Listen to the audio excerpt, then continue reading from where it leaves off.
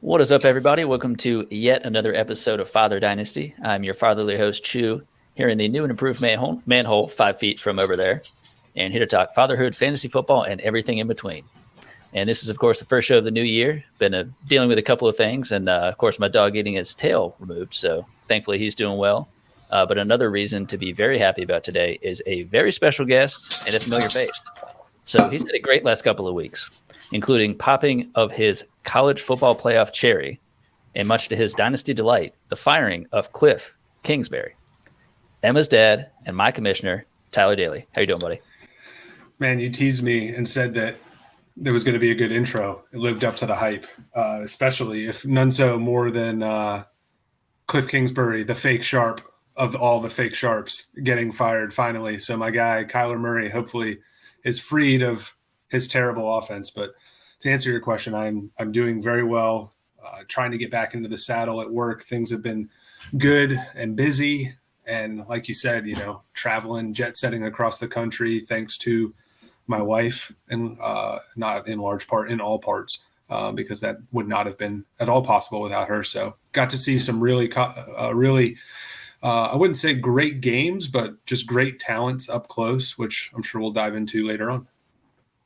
Absolutely. And that would be the first thing we're going to touch on, which is, of course, the college football bowl season. And of course, like you were saying, your first experience getting to not only go to a bowl game, but getting to go to 2 playoff games in that same year, including the national championship. But how would you rank your college football playoff experience related to, say, like other notable sporting events in your life that you got to experience?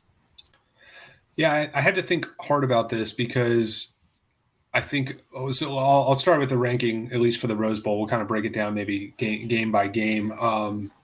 I put it at a 7.5, and that seems low, but if I can preface that with, or season that with the fact that I feel like for me personally, for it to get above a 9, one of my teams has to be involved, somebody that I'm personally invested in. Because I think of all the great sports memories that I have and things that really moved me and stuck in my mind.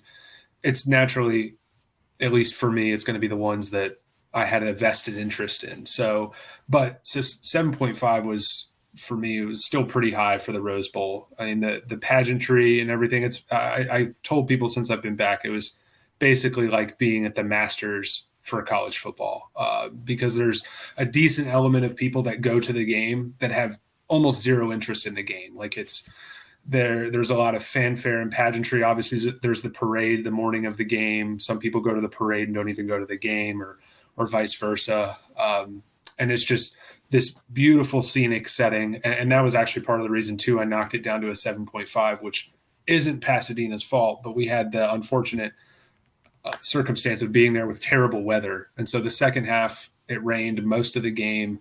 And that's part of what people think of when they think of the Rose Bowl, is just, the game starts at 2 o'clock California time, 5 Eastern. So you get to watch the sunset over the hills, and it goes, the game progresses from day into evening. It's just has just all these intangibles about it that make it special. And unfortunately, we didn't get to experience some of that. So that was really cool. And we also, fun fact, which I did not realize, but it was pointed out to me by one of the ESPN employees, but we saw the last iteration of the Rose Bowl as it was originally constructed, meaning it's always unless it's a playoff game, which this year it was not, it is always the Big Ten champion and either the Pac-12 champion or the next highest ranked Pac-12 team that isn't, in the playoff or something like that.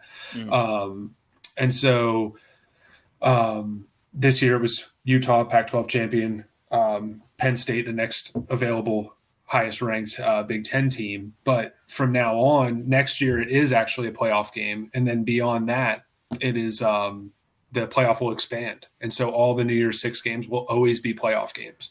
And so that was kind of cool to come to that, to have him tell me that, because I didn't respect that going or acknowledge that going in. But it's kind of a cool, factoid, I guess, so to speak. It was the 109th Rose Bowl, and that is the last time that it will be constructed Big Ten, Pac-12 as it's always been for all those years. So pretty cool little cherry on the top of the sundae. Nice. Well, and of course, shout out to your wife for predicting that playoff expansion. Yeah. Here on the podcast. So, like every time I saw some news, she would just shoot someone on Instagram like, "Yeah. Called it, man. It's insider information, man. No, I'm just kidding. Man, in terms of the national championship, I know it was, I think as Andy Bernard would say, slaughter. But what did you kind of see of that experience of? I mean, I feel like at a minimum, being able to see that Georgia team up close, that level of talent, just in terms of like what that means of like how many of those guys are going to the NFL in a notable round, day one, day two. What do you think about that? Yeah, so I mean, overall, the rank, I did rank this higher. It was a 9. Only way, again, it could be higher if it was if I had some personal investment. But even though it was a blowout, my wife got me hooked up with this pretty sweet gig where I was, long story short, I was on the field for the entire game. I was having to move a lot during commercial breaks and timeouts, but figure where you see cameramen on TV surrounding the field, and I was basically in one of their pockets most of the whole game. So I really got just an appreciation and respect up close that I rarely have gotten the chance to in my life. I got to work for ESPN in college a couple times on some Virginia Tech games, but as you might imagine, there's a little bit of talent discrepancy between what goes on the field in Blacksburg and what goes on in the field at the national championship game. So Stetson Bennett was awesome. I mean, played pretty much like Kirby Smart said in the post-game press conference. He played like a perfect game. Unfortunately, I don't think it really does much to change his draft stock because, he's going to be 26 in October. He's older than like 6 starting NFL quarterbacks right now. So that's going to turn a lot of people off. I do probably think he has, a career as at least a backup. I mean, he's incredibly talented and could probably see the way he like breaks down the game. If you have some time, you should go listen to Kirby Smart's post-game press conference, because to hear him talk about the different checks and reads and everything that Stetson did during the game was really cool from just like a football nerd type perspective. But obviously incredible to watch the Georgia defense just shut down TCU completely. I mean, it was 10-7 and they reeled off 55 unanswered points. I think it was. So just insane. But the big takeaway I had was it was just Brock Bowers, man, for Georgia. Like, all I could think of is like if we gushed the way we gushed as just a fantasy football community over Kyle Pitts, like what are we going to do when Brock Bowers enters the draft? Like, I mean, it's going to be tough, probably depending on landing spot. Of course, it's going to be tough not to see him as like a definite top 10, maybe top 5 prospect. Cause he reminds me of like I don't want to say a souped up George Kittle because I don't want to disrespect George Kittle as one of the best tight ends in the league, but just somebody who almost to his detriment is just as good at blocking as he is at receiving and making plays with the ball in his hand. So depending on the game plan, he can get schemed out, but God, he's just so good. And then I really like, I've seen him on TV a bunch of times, but Ladd McConkey, little white wide receiver, it's easy to make the Cole Beasley and Hunter Renfrow comparisons, but I mean, what are we supposed to do? He fits that mold, and he's just finds ways to get open. I think he had 2 touchdowns in the game. So really cool experience to see all those talented players up close. And, I don't think anything changed for me on a dynasty perspective other than like, I'm just doubling or tripling down on Brock Bowers. Yeah, and in terms of Stetson Bennett, so I'm trying to think. So Brandon Whedon, he was 27, and that was the oldest quarterback going into, I think, I don't know if it's going into the NFL or at least being as like an early round selection. Yeah. But that Browns took him in the first round. So if they picked up his 5th-year option, he would be in his early 30s. I mean, that's just unbelievable to think of like how that is versus like some people getting their contracts and like on their 3rd contract, they would be in their 30s. That's just unbelievable that kind of thing would happen. But yeah, I mean, he's I'll definitely have to go back, like you're saying, just kind of hear how Kirby Smart talking about Stetson Bennett, but he's a hell of a college football quarterback, which I know sometimes that can be limiting in terms of, how does it not translate from one level to the next? And I mean, with him being around so long, I think the hope is he figured something out over that amount of time playing college football. But yeah, Brock Bowers, just that whole Georgia team. But yeah, Brock Bowers is just a monster of a human being. And it's kind of weird to think of like Kittle and, with him, I mean, physically he's so imposing, but I mean, I know there are some tight ends, just taller, bigger than he is. But he's just almost like an Aaron Donald level, like just the force he puts out, again, like in the blocking, but being able to, like with Brock Purdy, once he got going, I feel like that was really when Kittle got to become the receiver that he's able to do. I mean, he's great with yak and, get after catch. So definitely a good team there. I will say, I know you asked me or mentioned this a little bit earlier, but any celebrity sightings? Yeah. So had to chill out a little bit because, I've always obviously been a big Dallas Mavericks fan. That fandom has waned a little bit in adulthood just because I don't have time to stay locked in. I like to stay, just as well as I do, when you become a husband and a father, you have to pick what's really important to you and sometimes drop off some other things. So my NBA fandom has fallen a lot by the wayside because there's 82 games plus playoffs, and I want to lock in for football season. That's going to be the first and foremost. But long-winded answer of saying longtime Dallas Mavericks fan. I was within like arm's reach of Luka Doncic and also Jason Kidd. And just out of respect for my wife and the situation I was in and not trying to embarrass her, I did not ask him for a picture. I actually already have his autograph, thanks to a good friend of mine who works in the NBA who got that for me on a signed jersey, for my birthday one year. So it would have been cool to put the picture on there, but it didn't feel totally right. Saw Deion Sanders, was in the same room with him, and then obviously, like all the college game day talent and stuff. But what was really cool to see from that celebrity perspective was, obviously being a fan of college football and everything, you see Kirk Herbstreit, you see Reese Davis, you see David Pollock and all these guys. And it's really cool. It's even cooler when you realize, hey, they're just human beings, especially like David Pollock, super humble guy, like talks to you like you're an old friend. Really enjoyed chatting with him. But when you see all those guys who have a certain star power and everything, and you see Deion Sanders walk into the room and they're all huge fans of him, that was just like, I don't know what the right word, mind-blowing or just like awestruck to see that, because it was like Deion walked in, he had like a posse of, I don't know, 3 or 4 other guys with him, like a film guy and maybe just a couple friends or something like that, is like his little crew. And they just walked in and it was like the room stopped and it was like, oh my gosh, there's Deion. And, it didn't matter if you were working on something or if you're Kirk Herbstreit or if you're somebody else, everybody stopped and looked at Deion. So that was a pretty cool moment to see, like the world stop basically for him.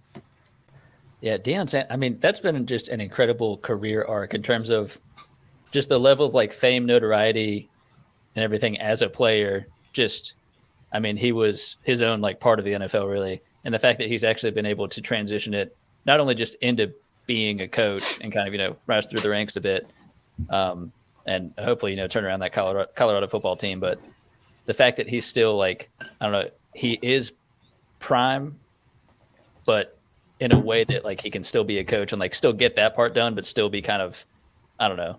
So not flashy. I don't know. It's a weird balance how he's been able to kind of like pull it all together. But I think there's just so much respect in terms of anybody else that's in the game, certainly like in college. Those kids walking in are just being like, holy shit, you're Deion Sanders, and now you're my coach. Yeah. And he's just, while you were talking, I've just thought like larger than life. Like I've met few people that felt like they were larger than life, but like he was had this just magnetism and like swagger about him that like just commanded respect. Like you could tell if you didn't know who Deion Sanders was, and when he walked into the room and you saw other people's reaction, you were like, that guy's really important. Like he's a big deal. Yeah, definitely. So, well, awesome. Just kind of hearing your experience of being able to go to that and see everything and watch those games, and certainly hoping that, maybe in the future, I know as the playoff expands and, more games, more meaningful football, that, who knows, maybe this is the first of many college football playoff games you get to see. But, yeah, if I can say so myself, I think Megan did a really good job, and I think she will certainly have the opportunity, I think, to work it again. Whether or not she takes it is another conversation. But hey, maybe I'll get to go as a fan one day if they start letting in more and more teams. And eventually, Virginia Tech's got to get in, right? I mean, who knows?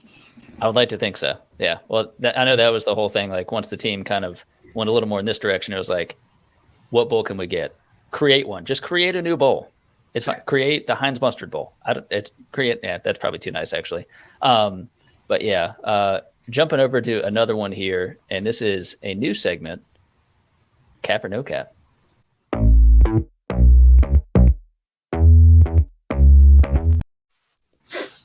So I'm still trying to wrap my mind around the understanding the use of which one is cap and which one is no cap. But it seemed appropriate in terms of talking about a previous episode that you and I had done, episode 49, which was preseason NFL. We were kind of picking we each get a hot take, and we each get our buys and sells, one player from each position. And not necessarily, expounding on each one of them that we had, but just kind of a reminder of how they all kind of ended up, and just kind of picking and choosing in terms of which one of those kind of stuck out to us. So in terms of my hot take, I said that Davis Mills would outscore Trey Lance. I don't feel very vindicated because Davis Mills didn't do too well because Trey Lance. You did it, bud. You did it. Yeah, I posted on Twitter as like one of the many hot takes I put out there, and then I think it was a deep angle, and then somebody either commented on it or like DM me or something, which is like, yeah, I've done that Davis Mills Trey Lance, but I'm not too sure about it. All the other ones, I was like, hey, I knew something was going to happen. I assumed it was going to be Davis Mills' skill would show up, but apparently it's just his availability. But I'll take that anyway. Let's see. So, and your hot take, and it was a very good one. No Packers wide receiver would finish inside the top 24, and the closest was Allen Lazard as a wide receiver 36. So I thought that maybe I should have taken a step forward and done 36. I think I remember saying at the time. In the that might not have been that hot of a take. We might call that like medium well. It's not like scorched earth well done, but pretty cool. It's like I think about it. Our hot takes are kind of like golf shots. Like I mean, even if we just top the ball, it still went 150 yards and down the middle. We don't feel great about it, but we got there. So. I mean, and that one too, like I understand the Packers offense, at least for the majority of the first half of the season, did not look exactly like what we thought it would. But if you think about just the amount that they generally pass, the fact that it was kind of a mishmash of receivers, technically two of which, if you include Randall Cobb with Allen Lazard, are kind of the familiar faces for Aaron Rodgers. And we saw the struggles and the injury between Romeo Doubs and Christian Watson. So I know Watson came on very strongly into the season. But I mean, if you think about Lazard playing the entire season, I don't know if he missed a single game. You would figure that he would, just by the sheer fact of being the de facto number one, he would have crept into the top 24. So that's pretty wild that he wasn't even in top 30. So I think I know what you meant by the kind of like a not hot take, but I mean, that's a hell of a take though. Yeah. And I wish I would have thought of this before, but I would like to go back and look. Maybe it's something we can research after the fact and get some Twitter activity going on about. But like relative to what their preseason ADP was, like positional ADP, because it feels like that's part of the reason I landed on that take in particular. It was like Lazard, I think, if I remember correctly, was going somewhere around like anywhere from like the 9th, 10th round, maybe even a little bit higher. Some people trying to get like aggressive about it. Christian Watson shortly thereafter, and then people were just popping late flyers on Dobbs and like Sammy Watkins. I looked back at a couple best ball teams. I took Sammy Watkins in the last round. It's like I think we can finally put his career to bed after this year. I don't think anybody's going to be clinging to Sammy Watkins takes anymore. But yeah, it was nice to see that hit. And gosh, if Christian Watson would have been, healthy all year, who knows? That probably could not have been the same way with the way he was scoring touchdowns. Yeah. And then each of our quarterback buys, so much in line with my hot take, of course, I picked Davis Mills. Again, to reiterate, didn't turn out well. And yours, an incredible buy, Trevor Lawrence. I know he's meant to be, coming out of college, he's meant to be this generational prospect, but, got a rocky start. Not great coaching in terms of morals and actual, ability to coach apparently in the NFL. But now, you got Peterson, got a good amount of talent around him. And I mean, I think, it was interesting watching this, the game this past week of having that many interceptions, being able to turn it around. I don't know if that says more about him or less about, is it the Chargers that they were playing against? Yeah. So I'm not sure about that, but I mean, he had a hell of a fantasy season at least. Yeah, and some really big spike weeks. And I think I don't remember the weeks offhand, but there was like a 3 or 4 week stretch down the stretch run, towards the end of the regular season in terms of fantasy football.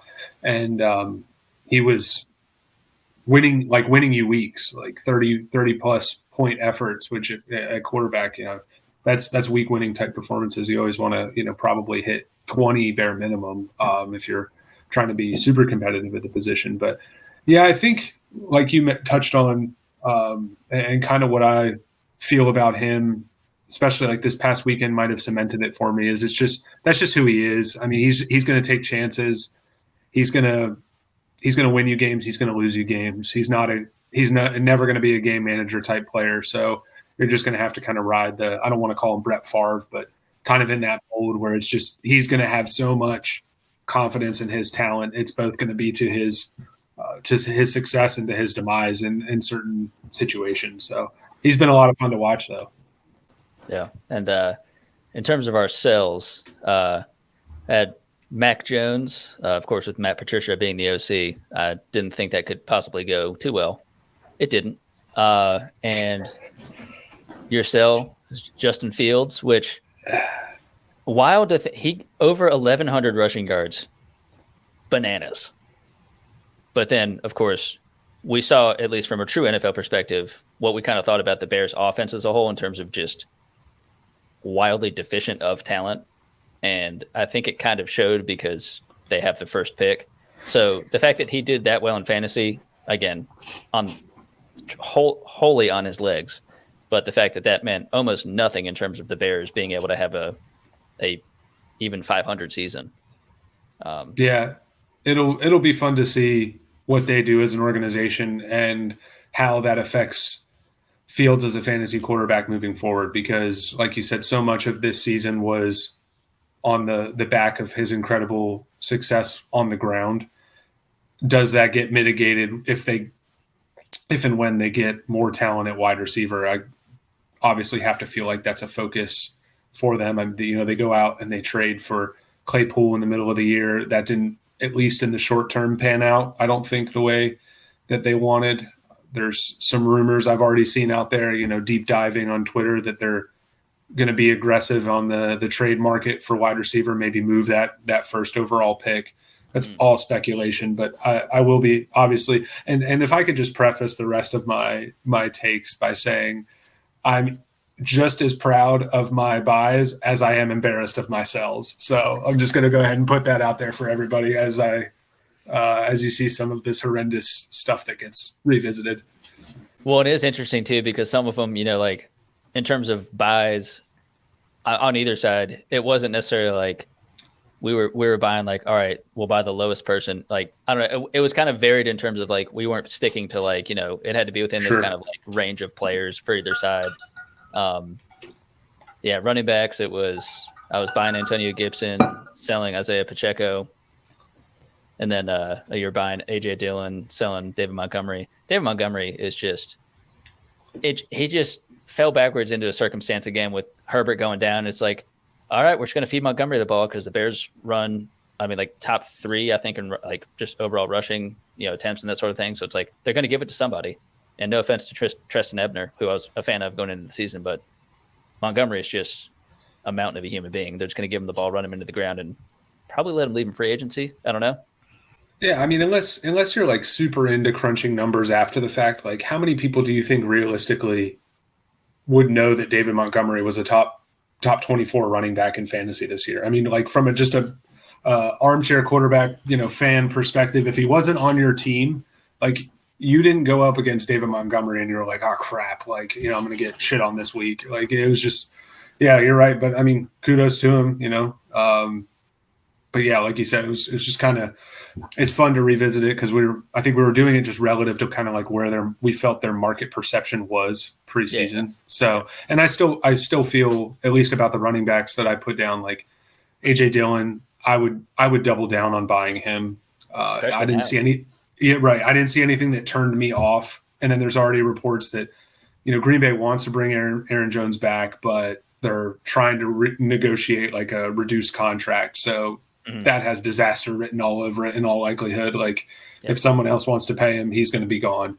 So, and then, David Montgomery, I still feel unless there's something out there that I haven't seen, I still feel there's a pretty strong chance that he's not back in Chicago after this year, especially after, although he was hurt at times, how Khalil Herbert performed. And I'll be interested in terms of your buys and sells. I'm kind of really interested to see what the Chiefs do in the offseason. I think Pacheco flashed at certain points, especially for a seventh rounder. But gosh, I mean, they're still getting the type of performances out of Jerick McKinnon. I mean, how long can he hang on? He looked like a 25-year-old out there at times this year. And then it seems like the Clyde Edwards-Helaire experiment is over. Yep. Who knows if he'll be on the team. So be interested to kind of see how he trends in particular. But overall, I mean, good sell. I mean, finished 39th. Mm-hmm. And, so you got wide receivers. So I was buying DK Metcalf and selling Gabe Davis. I never could have guessed that Geno Smith was going to be a top 10, because I was able to get him in our Dynasty League because I got him and Drew Lock. Because, again, that was back when there was a quarterback battle. And silly to think that now, but I was basically just like, all right, I'm going to have a starting quarterback on one of the 32 football teams in the NFL. That was my only thought. I was by no means I wasn't even really thinking boom weeks. I was just like, all right, he's super cheap as I think like a throw into some deal I did. So worst case, I'll, maybe be able to sell him for, second, third, whatever. Unbelievable. I was just waiting for the wheels to fall off. And they sure as hell haven't. And now he's either going to be tagged or actually get an extension. And I do believe that's going to happen, one of the two. It'd be an expensive tag for Geno Smith. But, I mean, that offense was clipping right along. DK Metcalf locked up contractually. Tyler Lockett, a bit older. But for a small wide receiver, he plays like the safest brand of football I've ever seen. But it's also the smartest. Like, he is not afraid to go out of bounds, to go down. He knows where he needs to find those pockets and zones. And, with Kenneth Walker, Rashad Penny, I don't think he'll be back. I'm not sure. But that offense, that entire draft that they had on both sides of the ball, one of the best drafts I've seen in a while in terms of the amount of usable, startable players that are actually making a huge impact. So I'm excited to see what they do in terms of maybe shoring up the O-line, making the offense, even more stable more and better. So Gabe Davis, of course, the bane of my existence in the sense that I feel like he was just pumped up to be the best, the next best thing. And he finished as, I think, wide receiver 33. So he just did Gabe Davis things. He randomly just had blow-up games, and other times he would just disappear. And, of course, Cole Beasley, as we mentioned, Cole Beasley and Hunter Renfrow earlier. Cole Beasley comes back off the couch and in this past playoff game and had a pretty decent impact. So, I mean, I think that just kind of proves that they want their consistent impact from the slot, whether it's Jamison Crowder, whether it's Khalil Shakur, whoever it is. And, I mean, they'll get those booms from Gabe Davis and all that, and Stephon Diggs, getting his every single game. But that's just kind of how that offense functions.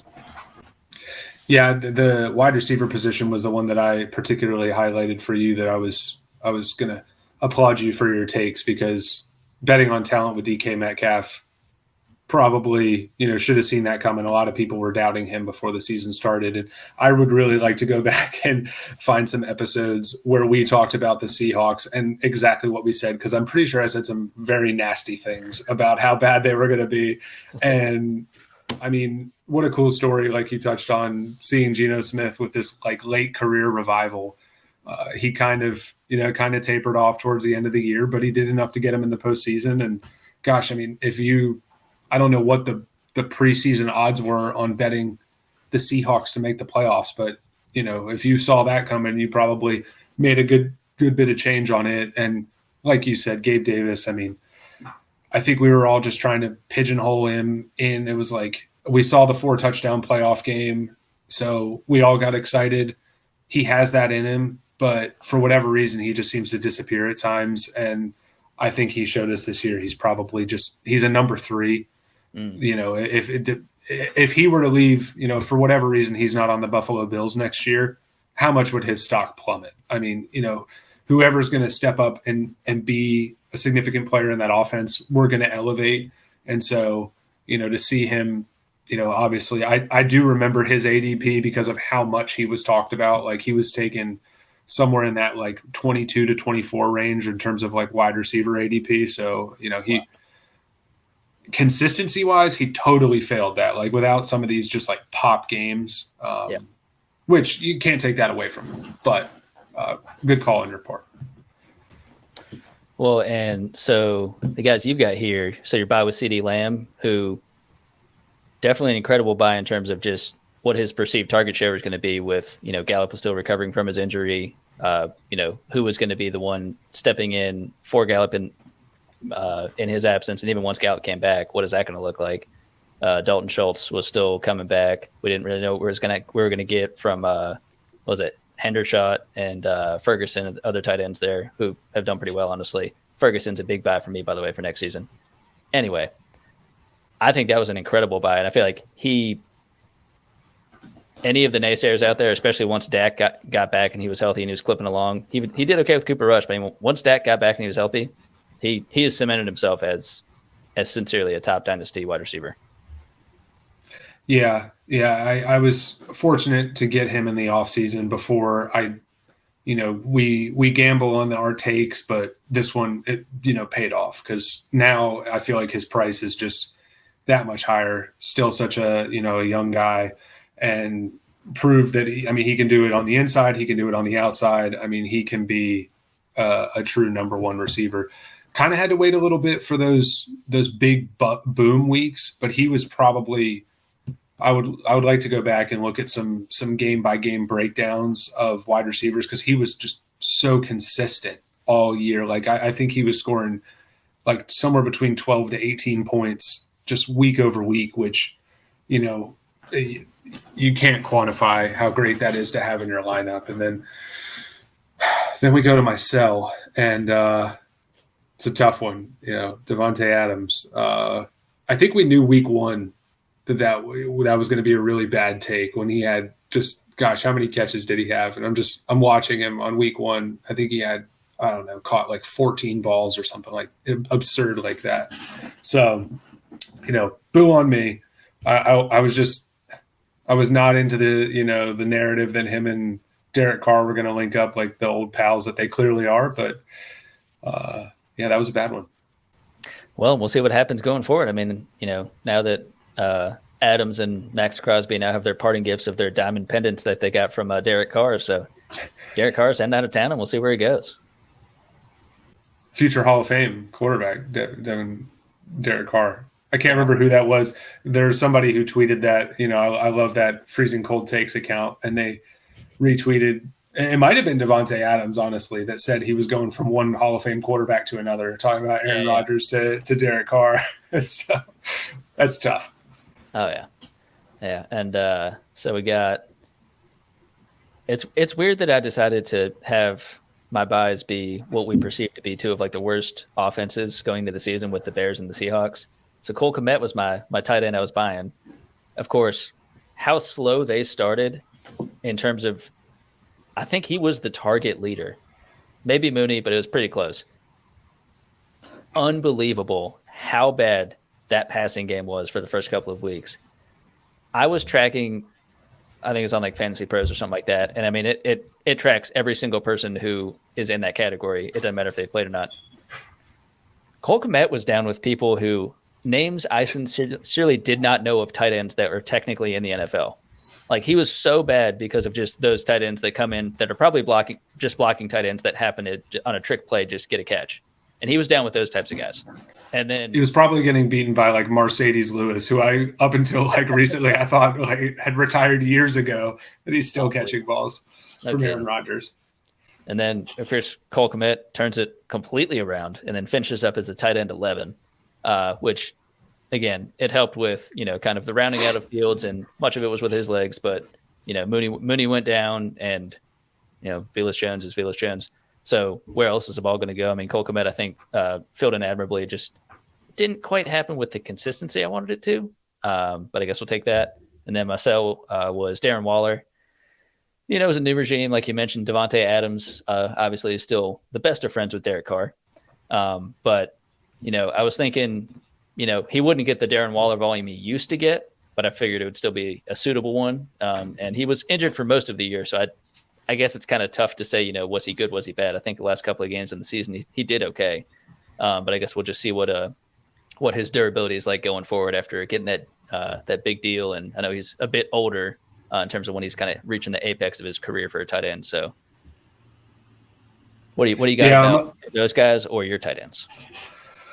I'm a little worried as a Darren Waller owner, just because, like you mentioned, he is there's pros and cons, or, positives and negatives to this situation. He does have the security of the massive contract. So like, they're not going to walk away from him, but, Foster Moreau has always performed admirably in his absence.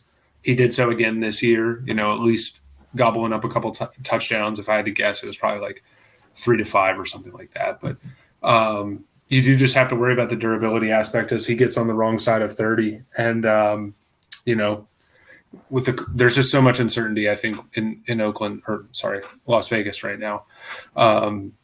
There's already rumors that they're not happy with Josh McDaniels, and now who knows what they're going to do at quarterback. And, they didn't pick up Josh Jacobs' option. Now he has this monster year. Like, are they going to pay him? And, a lot of times we pay running backs, that doesn't work out. So there's just a lot of uncertainty around that situation overall. But good call on the Cole Kmet thing. I mean, I think I, again, would like to go back and look at his positional ADP before the year, but I'm pretty sure he smoked that at 11. I think he was probably going more towards like tight end 20, somewhere between 15 and 20. Yeah. As for mine, Project Pat, our guy, stud. He had, I think that's probably like his ceiling is somewhere in that like 4 to 6 range. He finishes tight end 6 in PPR, but with bad quarterback play. I mean, Kenny Pickett was not good. So, yeah, should have traded him to you when I had the chance, but but yeah, Pat Freiermuth, I mean, bad quarterback play and still finishing inside the top 10. That was a good hit, but gosh, not even equally, just massively offset by my sell of Travis Kelce. Like, I should not be allowed back on this show for telling people to sell Travis Kelce. I was betting against the age thing, and I did not give enough credence to the fact that so much of the Kansas City playmakers had changed, after Tyreek Hill walks and Demarcus Robinson is out of there, and just all these little ancillary pieces that weren't there anymore. Obviously, like, it seems so obvious in hindsight, like, who's Patrick Mahomes going to throw to? The same guy he's been throwing to for years. So that was a pretty epically bad one. That's worse than the Davante Adams one for sure. I would say, though, I almost want it to be like the recurring sell Travis Kelce, and then when it actually does come to fruition, just boost. I'm just going to make it a short and just boost the shit out of it. I'm just going to be like, knew it. This was the year. Yeah, it's like people calling, the Patriots dynasty or Tom Brady dead. Like, you could see all those like old clips back from like 10 years ago, and they still won multiple bowls after that, Super Bowls after that. It's just, I'm just gonna double and triple and quadruple down until Travis Kelce retires, and I am vindicated. Oh man, well, I didn't have it on here specifically, but I was just curious, actually. Where do you think Derek Carr is going to end up? And then maybe who do you think they're just going to the draft, like the Raiders, to replace him? Or do you think it's more of we think we can get a better free agent, like I guess like a Tom Brady or something like that? I don't think they're going to go to the draft, because I think they had to give up a pretty hefty haul of picks, I think, to get Davante Adams off of the Packers. And so usually, when you see that, unless they're going to go like full blown Rams and just say, screw the draft for the next few years, we're just going to mortgage like everything. But I don't think they're in that same position where it was like for the Rams, clearly like they needed to add a couple more key pieces to gamble and try to get that title. Like I don't think anyone's stumping Oakland, or gosh, I keep saying Oakland. No one's stumping that Las Vegas is like one player away from being a Super Bowl contender. So I think there's going to be. It seems to me like maybe Tom Brady will be a domino in the quarterback market, whether he's back with Tampa Bay or tries to get out of there and go to another team, and that's just going to like move and shake, and all the other pieces are going to fall in place. But I think more than likely they're either going to target someone's backup. Maybe they dip into San Francisco and see, is Trey Lance available? We were kind of talking about that in our little Dynasty group chat last night. Is Trey Lance available? Is Brock Purdy available? Or Jimmy G or somebody like that. There's going to be a lot of guys that I think you can plug in with weapons like Darren Waller and Davante Adams and Hunter Renfrow and potentially a re-signed Josh Jacobs that are serviceable enough to where, although that division is tough, you can still be as competitive, if not more so, than with Derek Carr. And as for Derek Carr, I mean, I'm trying to rack my brain off the top of my head, like who might be interested. And honestly, what kind of scares me is like, I don't know. It'd probably be trading dollar for dollar, but like I have this weird feeling he's going to end up on the Titans. Like they're going to like cut Ryan Tannehill and get Derek Carr, which I really hope doesn't happen. I do not like Derek Carr, but yeah, it'd be interesting to see if he lands. I mean, like, do you think he's a shoo-in for a starting gig somewhere else? I mean, I'm not so sure. Yeah. I could see it being something like the Jets or something like that. If it's a team that is, that's a good one. Yeah. I don't know that he's necessarily like, for a team that's like, if we get Derek Carr, we've got it. Like, that's not the level up where it's like, I would honestly, if I was the Jets, like I would rather not stick with Zach Wilson. I don't really know that Mike White is it either, but I'd rather like do that and then, just see, maybe figure it out later because they have so many other weapons around around for the quarterback, and Mike White's and a good defense. Yeah. And a good defense. That showed up well. That's a good one. Yeah. I hadn't thought of that. But I mean I think the owner had said something to that effect of, I think when asked about like, hey, would you pursue a veteran play caller? I don't know if they said Derek Carr specifically, and he said absolutely. So I don't know if it's the Jimmy G or the Derek Carr, or it could be Tom Brady. I kind of doubt he wants to go back north at this point. But yeah, very, very interested to see how, with last offseason, I feel like there was so much just craziness with Russell Wilson and all these other moving parts. Obviously the Dolphins apparently tampering and trying to get Brady to be the plode owner. I don't know how you say all those words together. Real bummer that didn't work out, but who knows? Maybe he gets his chance again, and they can tamper again, and we'll do this whole song and dance again. We'll see. Plachoner, yeah. I mean that's good. Oh man, well, as we capped off our buys and sells and hot takes, guest always gets the last word. And I know you had a heck of a last couple of weeks. I know incredibly proud of your wife for just kicking ass and taking names, and give you the last note here for a shout out, a quote, whatever you got. I'm going to pivot because I was going to shout out my wife, but I shout her out all the time. So she, don't want her head getting too big. But I will shout out Jacob Ridgway on finally getting over the hump and winning his first title in the League of Extraordinary Degenerates. Felt like it was, I'm sure he felt this way, and I felt this way too. It was a long time coming. He had a literal record-breaking season. Went 30 overall, 28-2 in the regular season, which is insane, which shattered, unfortunately, my previous win total record and win percentage record. Obviously won the title, so he finishes, 30-2, breaks, rewrites the record book, and he's the only franchise in our league that has made the playoffs every single year. So at this point, it's obviously deserving that he finally got over the hump. So, and I was also glad for him that, let's put the sadness and the real life part of the DeMar Hamlin situation over here in this bucket, and we'll selfishly enter our own fantasy football bucket. I was happy for Jake personally that his contest was so far apart that we didn't have to go through some of the things that other leagues had to go through in terms of determining a champion. So kudos to him for getting it done. Absolutely. Shout out to Jake. And actually, I guess a further shout out to Jake. He's a commissioner in another league that I was in, and it came down to it was going to be battle for third place. So the third place was the last money spot. So fourth is nothing. And it came, at least percentage wise, I want to say this is through ESPN, so it gives you that percentage of likelihood you're going to win. Probably 30% or maybe high 20s. And I had like Devin Singletary and probably Evan McDaddy McPherson, who I was playing. They had Tyler Boyd, probably their own kicker, but they already had a 10-point or whatever advantage. Overall, after that happened, I let Jake know, like, I don't think I'm going to win. I'm not really, like, you're good.